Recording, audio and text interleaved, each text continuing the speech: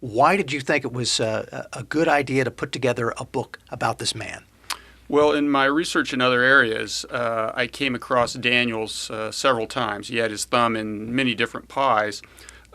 He was one of the creators of the modern newspaper industry. The newspaper, as we knew it before it started, industry started to die, was created on his watch.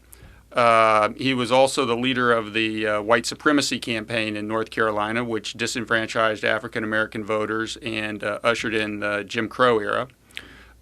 He also leveraged his economic and political careers in North Carolina into a national political career and became Secretary of the Navy during both of Woodrow Wilson's administrations, and that made him Secretary of the Navy during the First World War, which was also a period of tremendous technological change in navies around the world. The submarine and the battleship were basically perfected on his watch. And then finally, Daniels was the person who brought Franklin Delano Roosevelt to Washington, made him his Assistant Secretary of the Navy during the Wilson administration. And then eventually when Roosevelt becomes president, he names Daniels ambassador to Mexico.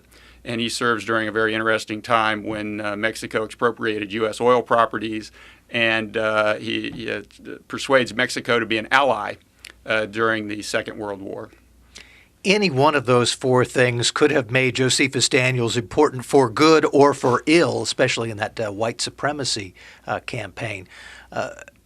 Just how significant is it that one person had his thumb in so many pies? Yeah, well, what we want to remember is, in those days, there's no Twitter, no internet, no television, no radio.